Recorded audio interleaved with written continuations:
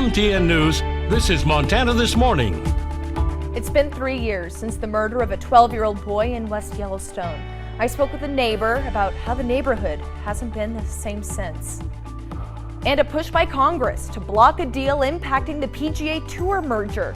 We head to the green to see how this topic goes beyond golfers in television. You love to hunt and you want to see that activity continue here in Southwest Montana? I'm Chet Lehman. This week, a chance to help the Montana Department of Fish, Wildlife and Parks with their hunters education courses. All you need is experience and passion. Alrighty, 6:30 on this Monday edition of Montana This Morning. Jay McDonald, Matt Elwell with you. Chet, going to be filling in on the weekend, the evening show this week. Moving on to the dark side, as he likes to say, at least for this week. Darth Lehman, you can call him, yeah. I like it. Temperatures this morning, 50s and 60s. We've had a couple of showers in parts of the area. 64, our temperature right now in Belgrade. Nice. There is some light rain, maybe some moderate rain in a few areas. I wouldn't be shocked to see a few raindrops during the morning. Not a big issue overall. This will kind of migrate its way out through the morning. The afternoon, a couple of rounds of thunder showers trying to develop through 4 or 5 o'clock hours. Looks like that's going to continue again into the early evening and then clear out. Damp roadways this morning in the Bozeman area. Looks like temperatures should be into the mid to upper 80s.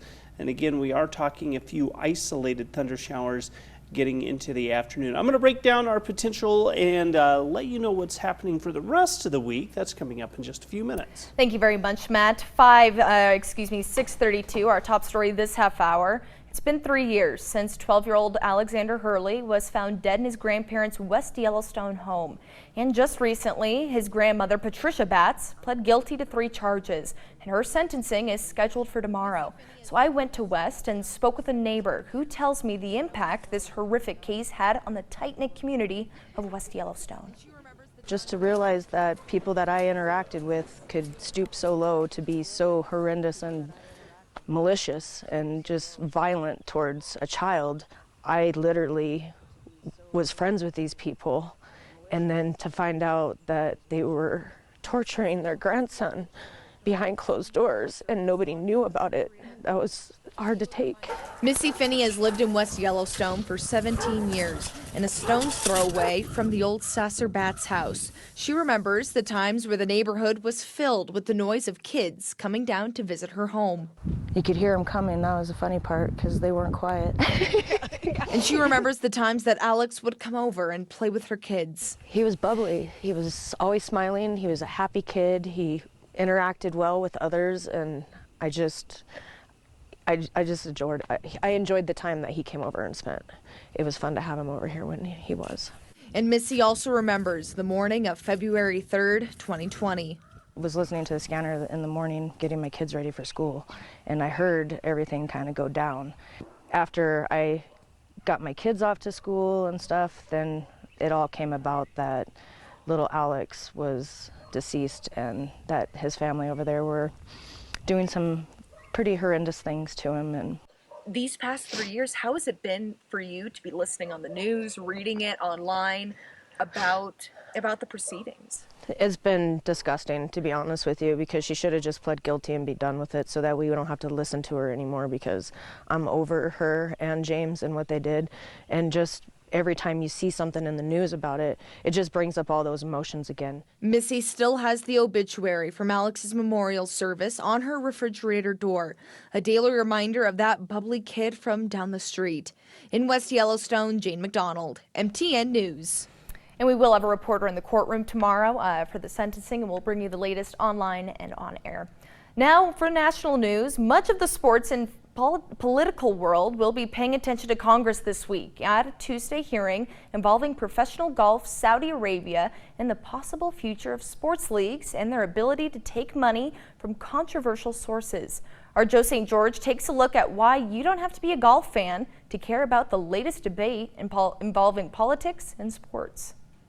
If you're a fan of golf and if you're a fan of politics, there's something happening this week in Washington that you'll want to pay attention to. The truth is, though, you actually don't need to like golf to actually be interested. That's because what's going on in Washington involves everything from sports to allegations of murder to something known as sports washing. Well, let's start with what's going on. You see, the PGA Tour, the golf equivalent of the NFL or the NBA, has decided to enter into a partnership with something known as Live Golf, a new professional golf circuit that began last year, backed by Saudi Arabia's Public Investment Fund, which is funded in part by the country's oil profits. The league has recruited some of the sport's biggest stars already by offering contracts reportedly worth more than $100 million. Throughout the last year, the PGA Tour criticized Live Golf for trying to ruin the game, saying that a country with such a poor human rights record should have no place in golf. But then something remarkable happened. Last month, the PGA Tour announced they were merging with Live Golf.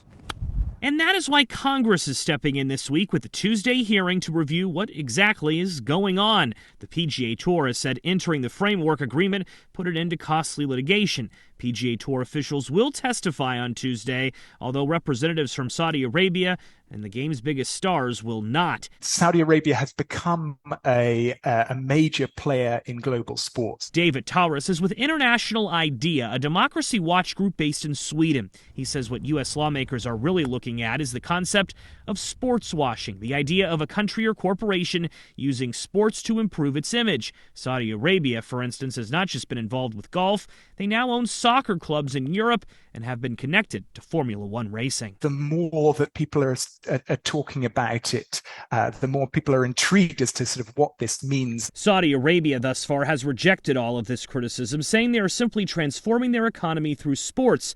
But the controversy is hardly a new one. Central Africa had motives when they hosted the Rumble in the Jungle in the 1970s, as did Germany when they hosted the Olympics in the 1930s. What is new, though, is that it appears more people are caring about money and sports. In fact, the Women's World Cup recently dropped Saudi Arabia as a top sponsor following criticism. Whether or not this merger goes through is still very much to be determined. The PGA Tour, though, has hired some top lobbyists in order to get it done. One thing is clear, though, a sport that's known for being a bit boring is anything but right now. Joe St. George, Scripps News, Washington. More to follow on that, to be sure. All right, focusing back here in the Treasure State, it has been more than 40 years since passenger rail service has passed through southern Montana, and the talks about bringing it back are heating up. Several counties and tribal nations have looked at the economic impact that this would have for Montana, and MTN's Charlie Klebs heads to the Crow Agency to see how the push for passenger rail is going.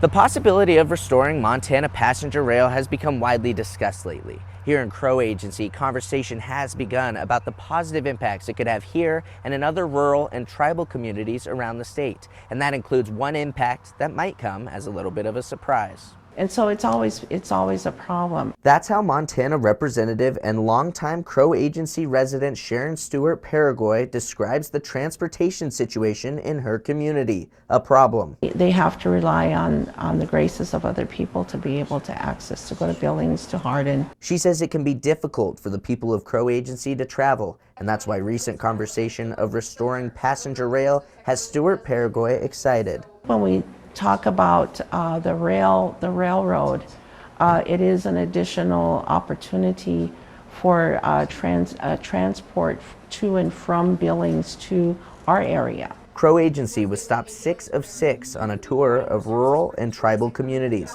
looking to get their perspective on the potential return of passenger rail. All these meetings and input will go into the Federal Rail Administration, their study that they're doing to place recommendations for where these routes should go. Big Sky Passenger Rail Authority Executive Director Jess Peterson says even though Yellowstone County is holding out on a passenger rail return due to budget concerns, he believes there is some hope. I think as we see the return rate and the realness of what passenger rail is, I think we're going to get everybody on board. It brings economic opportunity, it brings economic boon, it provides employment, and so it's a ripple effect. And Peterson says it could bring something even more meaningful, a boost to mental health. It's not just mental health care from going to see a professional. Sometimes you just need to get out of your rut. You need to get out of your town. While nothing has been decided, Stewart Paraguay says at this point it's just good to be a part of the conversation. When we talk about the north-south rail, we're right in the middle of it. We want to be at the table and we want to continue to provide input because it does impact the Crow Nation. In Crow Agency, Charlie Klebs, MTN News.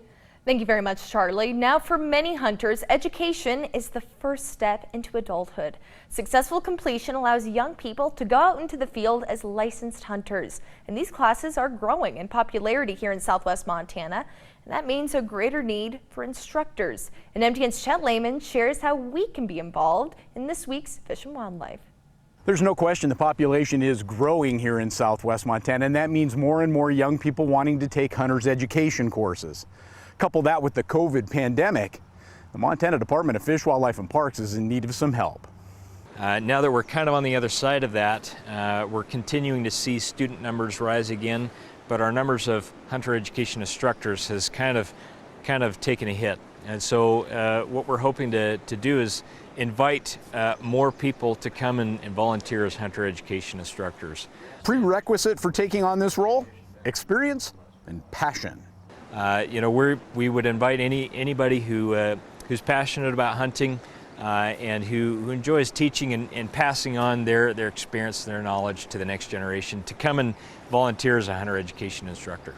You want to help but don't think you can teach. FWP has loads of resources to help, and the need for volunteers goes well beyond the classroom. And that could come in many different forms. It could be volunteering in a classroom and helping teach kids about firearm safety, about hunting with a bow, and how to go about doing that safely and legally, as well as volunteering at a field day where you actually get to help kids handle and use firearms and teach them how to be safe and successful when they're out hunting. All it takes is access to the internet or just a phone to get started as an instructor. Best thing is to go to our website at fwp.mt.gov, and under the education section you'll find the Hunter Education Program and learn how to become a volunteer. Folks can always also reach out to our Region 3 office in Bozeman at 406-577-7900. Say, hey, I want to be a volunteer hunter education instructor. We'll get you going. This week, a chance to be involved in the future of hunting in Southwest Montana in a very positive way. In Bozeman, Chet Lehman, MTN News. Awesome stuff to hear. Thank you very much for bringing that to us, Chet. We're going to take a short break here on Montana This Morning, but when we come back, we got a big online sale coming up here pretty shortly for everybody. But how to be sure that what you're clicking on